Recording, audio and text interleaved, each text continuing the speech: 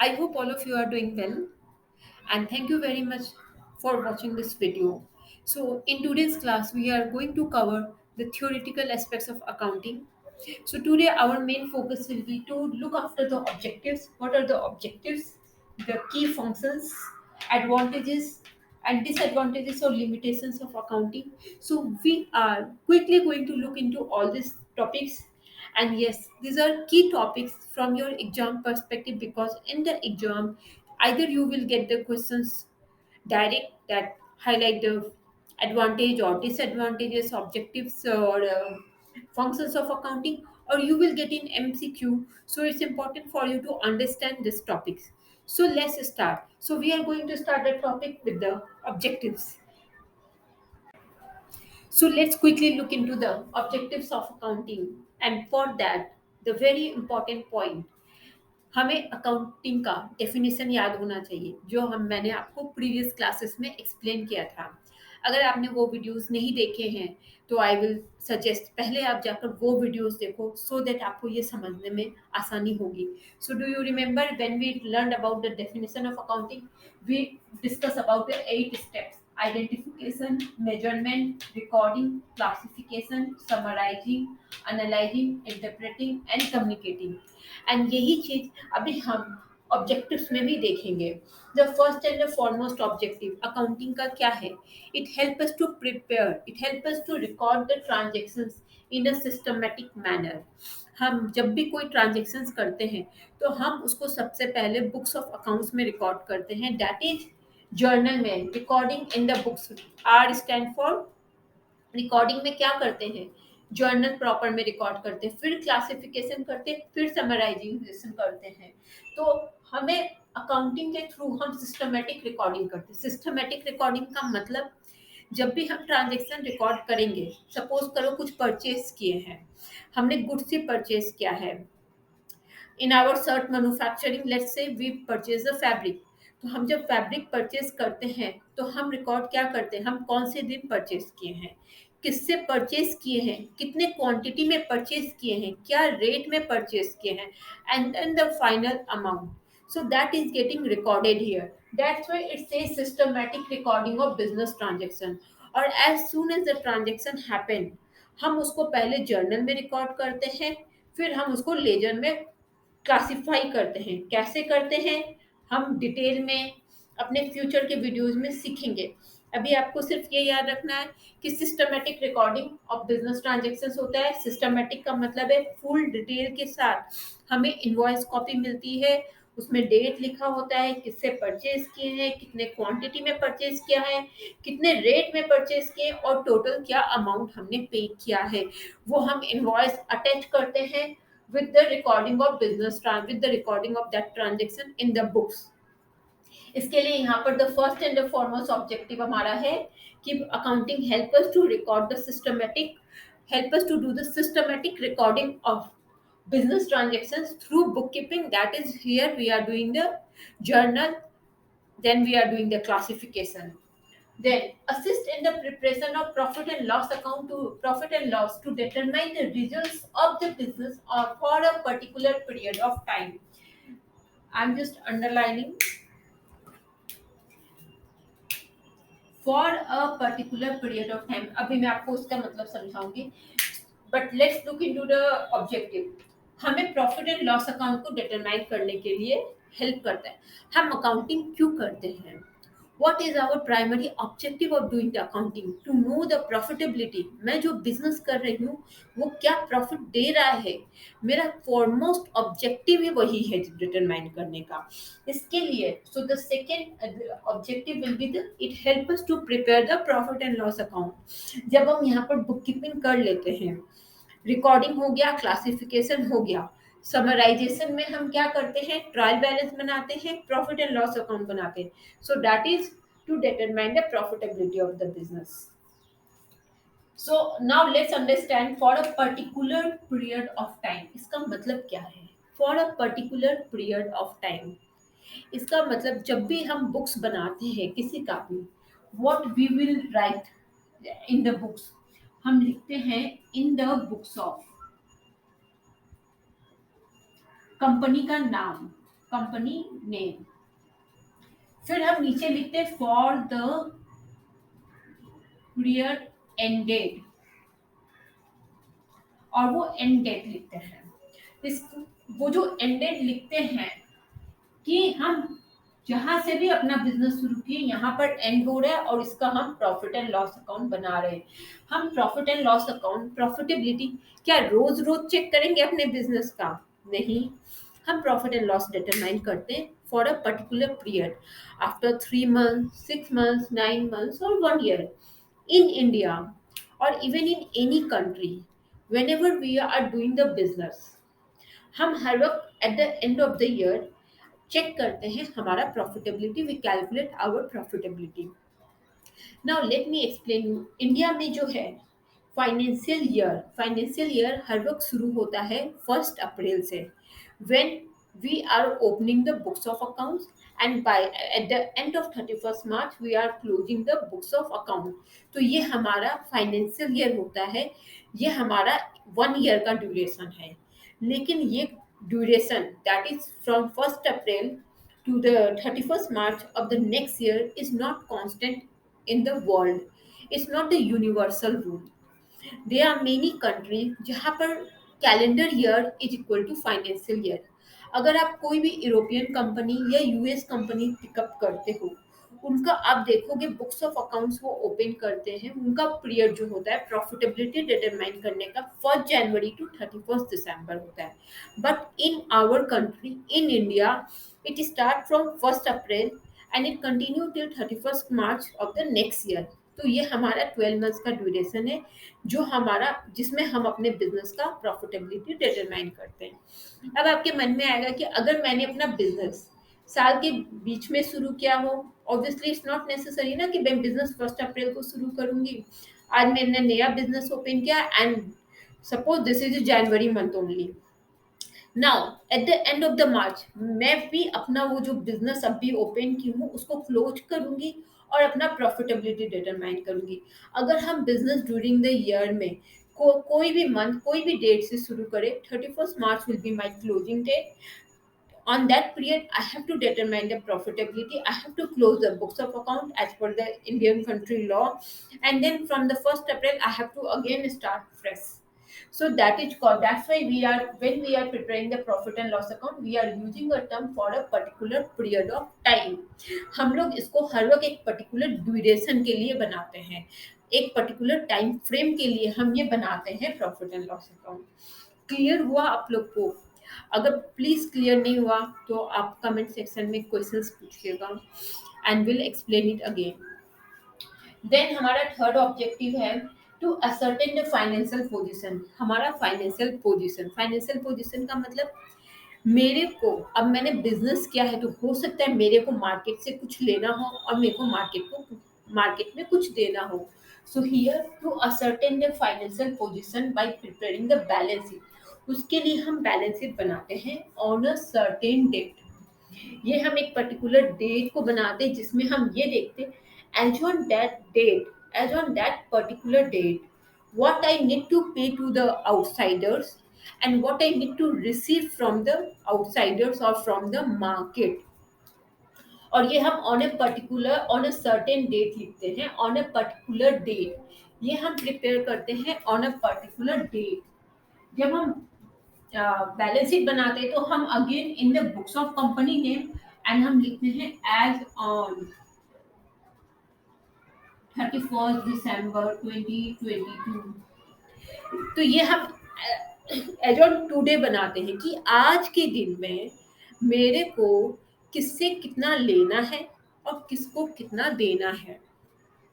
This never be for a period, as on today मतलब जब से मैंने बिजनेस शुरू किया है तब से लेकर आज के दिन मेरा क्या सिचुएशन है। इन बिटवीन जो भी ट्रांजेक्शन हुए हैं उसका कोई मतलब नहीं है, दैट क्लोज। लेकिन आज के दिन में मेरे पास क्या क्या है। एग्जाम्पल पे मेरा जो है, मैंने साल के बीच में ही एक मोबाइल खरीदा था, मेरा मोबाइल खराब हो गया तो मैंने वो मोबाइल बेच दिया। तो इसका मतलब वो मैंने साल के बीच में खरीदा, साल के बीच में ही बेच दिया, मतलब as on today I don't have a mobile phone. लेकिन इसी ड्यूरेशन में मैंने अपने लिए लैपटॉप भी खरीदा था, और वो लैपटॉप में एक साल तुरंत तो बेचूंगी नहीं, वो लैपटॉप अभी भी मेरे पास है और उसको मैं अभी भी यूज कर रही हूँ। तो वो लैपटॉप मेरे बैलेंस शीट में स्टैंड होगा because that is still with me.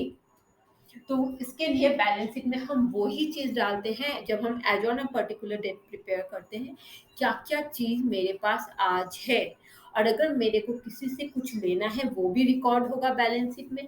और अगर मेरे को किसी को कुछ देना है विच वी कॉल लाइबिलिटी, हम बाद में बहुत डिटेल में पढ़ेंगे।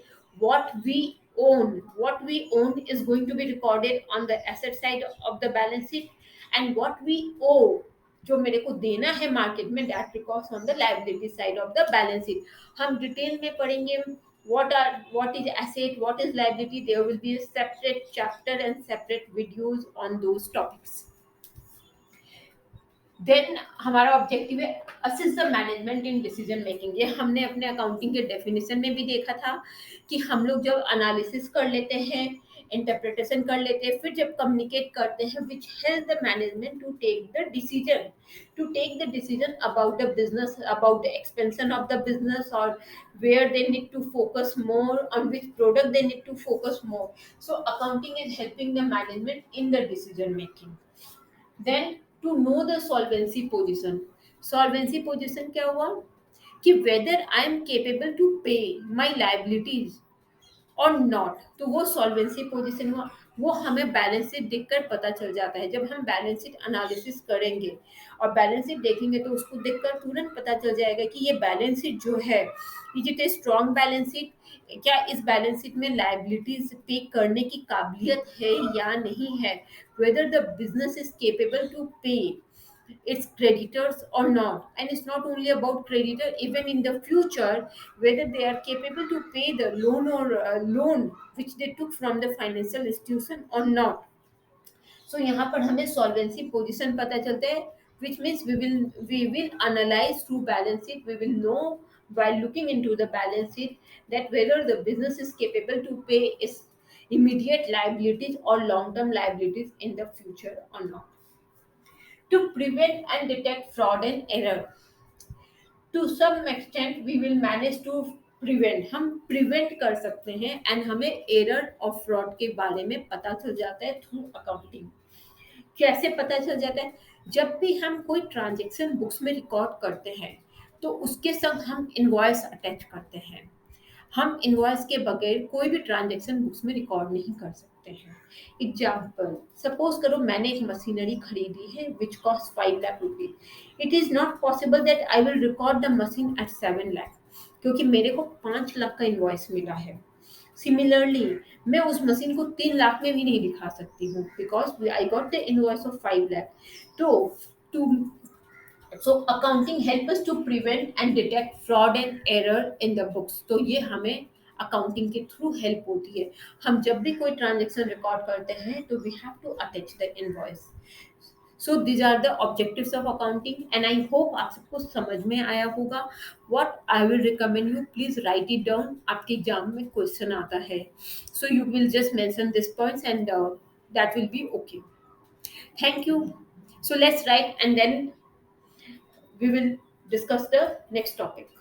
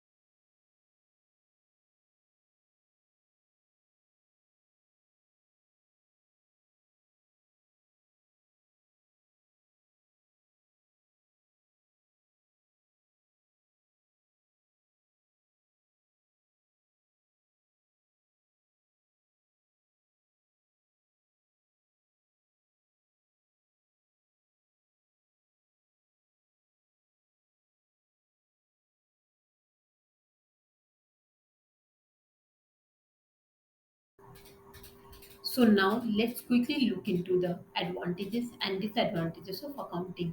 So हम पहले advantages देखते हैं which are quite similar what we learn under functions and objectives.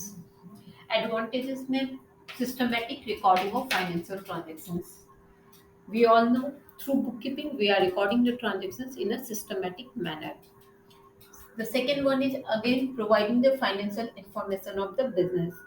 Obviously, accounting helps us to understand the financial information of the business. We manage to prepare the trial balance, profit and loss account, balance sheet, and the cash flow statement. So we know how our business is performing. Third one is assist the management in decision making. Again, clear. Fourth one is to know about the solvency position, whether I am capable to pay the liability or the due whatever due what I need to pay to the market, either it will be to the bank or the financial institution from whom I took the loan or to my creditors from whom I purchased the goods on credit. Providing useful information to all the stakeholders including government that we already saw कि इसके through हम हर अपने stakeholders को complete information दे सकते हैं अपने बिजनेस का which will give them the confidence that the company in which they are dealing और the company with whom they are dealing are performing quite well and capable to pay all their dues on time. Let's look into the disadvantages. The first one is unable to measure the things or events that do not have a monetary value. इसका मतलब यहाँ पर हम वही चीजें major कर सकते हैं which has a monetary value associated with it. हमने पढ़ा identification of financial transactions and then measurement of financial transactions. वो ट्रांजेक्शन्स वो इवेंट जहाँ जिसको हम मॉनेटरी मेजर नहीं कर सकते वो अकाउंटिंग में इग्नोर हो जाते हैं वो अकाउंटिंग में रिकॉर्ड नहीं होते हैं तो हम उसको मेजर नहीं कर पाते एग्जाम्पल दीजिए suppose they are two companies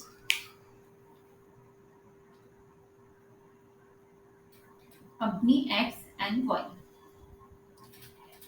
and they are manufacturing both are manufacturing cars तो सेम इंडस्ट्री में हो गए इसके कंपनी में स्ट्राइक चल रहा है वर्कर्स का और जिसके कारण इसका प्रोडक्शन हैम्पर हो रहा है प्रोडक्शन हैम्पर हो रहा है तो आपका प्रोडक्शन नहीं हो रहा है सेल्स भी हैम्पर हो रहा है सेल्स हैम्पर हो रहा है तो प्रॉफिटेबिलिटी मार्जिन पे इम्पैक्ट आएगा इसका सब कुछ नॉर्मल चल रहा है जब हम इसका फाइनेंशियल इंफॉर्मेशन बनाते हैं जो इसका फाइनेंशियल इंफॉर्मेशन जब PNL balance sheet cash flow बनेगा उसके थ्रू हम ये नहीं पता कर सकते हैं कि अच्छा इनका स्ट्राइक चल रहा है प्रोडक्शन हैम्पर हुआ है no we don't know until and unless we look into the non financial aspect of events और we look into non financial events कि हाँ भाई इस क्वार्टर में क्या हुआ था सेल्स क्यों डाउन हुआ तब हमें वो सारे रीजंस पता चलेंगे but until and unless I am just preparing books of account have a number in mind in the have a number on the paper पूरा पीएनएल बना हुआ है बैलेंस शीट बना हुआ है उसको देखकर आपको नहीं पता चलेगा कि भाई यहाँ पर कुछ ऐसे स्ट्राइक हुआ था सेकेंड एग्जाम्पल यहाँ पर और क्या एग्जाम्पल हम दे सकते हैं फैमिली डिस्प्यूट चल रहा हो फैमिली डिस्प्यूट चल रहा है भाई भाई में डिस्प्यूट चल रहा है no one is looking into the business it may be one of the case family dispute court में केस चल रहा है तो बिजनेस पे कोई ध्यान नहीं दे रहा है तो now what will happen the business is going to be affected तो again these are non-monetary transactions or we should say events which are actually impacting the business but we will not know or we can't measure this type of events in the accounting. So ये हमारा disadvantage है.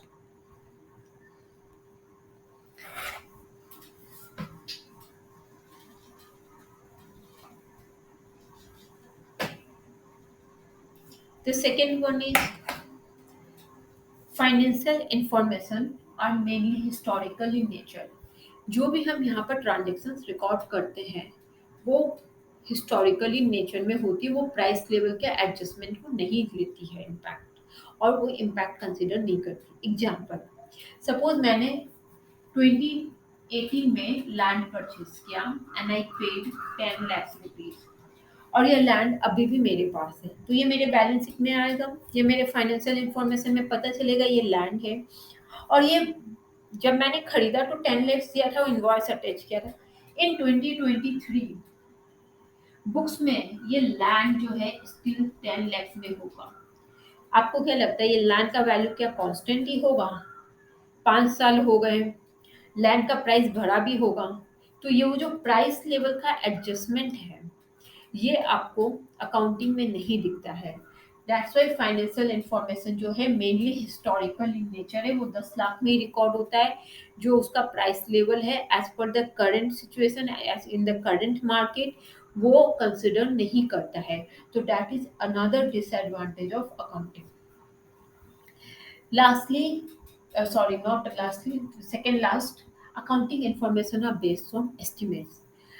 जब हम practically देखेंगे, examples लेंगे और सीखेंगे all the accounting stuffs, journal, ledger, trial balance, preparation of profit and loss account and balance sheet, you will understand in more detail why we are saying disadvantage or accounting information are based on estimates.